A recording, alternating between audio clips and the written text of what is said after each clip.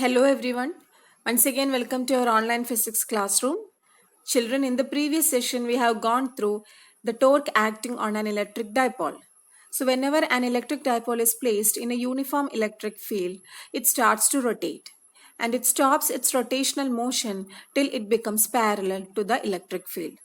So, when the dipole moment or when the dipole is parallel to the electric field, we can call it as an equilibrium, stable equilibrium position. At the same time, when the dipole moment is anti-parallel to the electric field, it will be an unstable equilibrium position because the dipole always tries to change its position from there and tends to be aligned parallel with the electric field. Okay, so today we can discuss about the electric field acting at a point which is lying on the axial line of the dipole. So it's a derivation. Children, be ready with a pen and paper. Note down each and every steps of the derivation so we can do the derivation together. Be with me. Let's get started. Electric field on the axial line of the dipole. So here we have considered an electric dipole. So this is a plus q charge minus q charge separated by fixed distance 2d. So 2d is the length of the dipole, O is the center of the dipole, and this distance is d, this distance is also d. Here we have considered a point P which is at a distance of r from the center of the dipole. So in the case of dipole, we will take all measurements from the center of the dipole. And here the point P is situated in the electric field generated by minus q charge as well as the electric field generated by plus q charge. So we need to find out the electric field intensity at the point P due to minus q charge and due to plus q charge. And also point P is lying along the axis of the dipole. So this is the axis of the dipole. Hence it is known as axial point, or P is lying on the axial line of the dipole. Okay, so this position is the axial position. So first, let's find out the electric field intensity acting at the point P due to plus q charge. So generally, what is the expression to find out electric field intensity at a point? Yes, 1 by 4 pi epsilon naught into q by r square, where r is the distance between the charge and that particular point. So here we need to find out electric field intensity at the point P due to plus q charge. So we need to know the distance between the point P and the charge q. So what is the total distance between the point P and charge? This is the total distance. And what is that distance? We know this distance. This distance is r. Then we know this distance. What is this distance? This distance is d. Isn't it? D. So the total distance will be r plus d. So what will be the expression of electric field intensity at the point P due to plus q charge? Let that electric field be denoted. Let this electric field be denoted by E plus due to plus q charge. 1 by 4 pi epsilon naught into q by r plus d. Here it is r plus d. Okay, r plus d whole square. Now similarly, what will be the electric field intensity at the point P due to minus q charge? So what will be the expression? E minus. E minus means due to minus electric field due to minus q charge. 1 by 4 pi epsilon naught into minus q by r minus, here also it is d, r minus d whole square. So at the point P, we have E plus and E minus. What will be the directions of E plus and E minus? See, the electric field intensity due to plus q charge will always act away from the plus q charge. So this will be the direction of E plus. Then what will be the direction of E minus? So the electric field intensity due to the minus q charge will be always pointing towards the charge, minus q charge. So this will be the direction of E minus because it points towards the minus q charge. We have studied the directions of electric field for an isolated positive charge and isolated negative charge. Okay, so E plus will be acting away from the plus q charge and E minus will be acting towards the minus q charge. So we have two electric field intensity at the point P. One is E plus and another one is E minus. Okay. So what will be the resultant electric field or the total electric field at the point P? It will be the algebraic sum of E plus and E minus. So the resultant electric field at the point P will be E plus E minus. Now substitute the expression for E plus and E minus. So what is the expression? Equal to 1 by 4 pi epsilon naught into Q by R plus T whole square plus 1 by 4 pi epsilon naught into minus Q by R minus T whole square. Now Q by 4 pi epsilon naught. Here also Q by 4 pi epsilon naught is a common factor. So take it outside.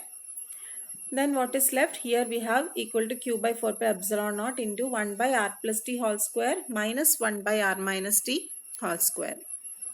Now simplify the terms in the bracket. Just cross multiply and cancel the like terms. So when you simplify, you will get this expression equal to Q by 4 pi epsilon naught into R minus T whole square minus R plus T whole square by R plus T whole square into R minus T whole square. Now here, here it is R minus T whole square. Okay. So R minus T whole square is R square minus 2RD plus D square. Use the identity, expand using the identity A plus B whole square and A minus B whole square. Okay. So here it is minus. And here R plus D whole square. Expand this R plus D whole square using A square plus B square plus 2AB. So you will get R square plus, this is plus R square plus 2RD plus D square by R square. What is in the denominator? See, in the denominator here, let's listen here. Denominator, what is the expression? R plus D whole square into R minus D whole square. So we can write like this, equal to R plus D into R minus D into whole square. So what is A plus B into A minus B? A square minus B square. So use that identity to expand this particular expression. So you will get R plus D into R minus D equal to R square minus D square and along with the whole square. So that will be the denominator here. And here you just simplify the expression and simplify the expression by cancelling the like terms. Okay. When you cancel the like terms, this will be your expression equal to Q by 4 pi epsilon naught into 4RD by R square minus D square whole square equal to Q by 4 pi epsilon naught into. Just rewrite this 4RD like this. 2D into 2R. So what is 2D into 2R? 2 into 2, 4. D into R, RD. So 4RD. So rewrite this expression like this. We need to find an expression in terms of dipole moment. So for that we are doing like this. Equal to Q by 4 pi epsilon naught into 2D into 2R by R minus D. R square minus D square whole square. Equal to 1 by 4 pi epsilon naught into, again bring this, write this Q into 2D together. Q into 2D into 2R by R square minus D square whole square. Now equal to 1 by 4 pi epsilon naught. What is Q into 2D? What is that? Q into 2D. You have studied this before. Q into 2D is the expression for dipole moment P. So here you need to write P, 1 by 4 pi epsilon naught P into 2R by R square minus D square whole square. Now if the distance R square, what is R? R is the distance between the point P and the center of the dipole. Okay, this distance is R. Okay, this distance is R. So if this R is very much greater than D square, not A square children, D square, sorry for the inconvenience, it is D square. So if R square is very much greater than D square, yes, we can neglect that D square. So what will be the expression? So in this expression, just neglect this D square. So what will you get? You will get electric field E is equal to 1 by 4 pi epsilon naught into 2 PR by, yes, R raised to 4. Because R square whole square is R raised to 4. Now just cancel this R and this R. So what you will get? You will get 1 by 4 pi epsilon naught into 2P by R cube. So this is the expression for electric field intensity at the point P, which is lying on the axial line of the dipole. So what is this expression? Equal to 1 by 4 pi epsilon naught into 2p by r cube, where p is the dipole moment. P is the dipole moment.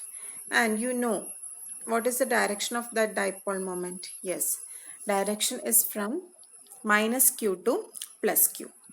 And what do you think? What will be the direction of this resultant electric field? We got an idea of magnitude of the electric field. What is the magnitude? 1 by 4 pi epsilon naught into 2p by r cube. So what will be the direction of resultant electric field? Here we have two electric field. One is E minus and another one is E plus. Okay. So which charge is lying close to the point P? Minus Q charge. So obviously the electric field due to minus Q charge will be stronger than the electric field due to plus Q charge. And what is the electric field due to minus Q charge? E minus. So E minus will be stronger than E plus. So the total electric field will be acting along the direction of the stronger field. That means along the direction of E minus. So what is the direction of E minus here? This is the direction of E minus. So the net electric field also acts along this direction. And what is the direction of the dipole moment, my dear children? Yes, the direction of dipole moment is from minus Q to plus Q charge along this direction itself. So the direction of net electric field and the direction of the dipole moment is same. Hence we can conclude that is the net electric field on the axial line of the dipole is along the direction of dipole moment. Hence we have expressed or we have included a term known as P cap. P cap means the vector, unit vector, which shows the direction of the dipole moment. And this shows that the net electric field on the axial point of dipole is along the dipole moment. That's all for today's session, my dear children. With this, I am concluding my session. Notes of the topic and a YouTube video have been uploaded. So please go through that. Attend the test seriously and post me the answers quickly before 3 p.m. We will meet in the next session. Till then, take care. Stay home, stay safe, keep learning. Thank you.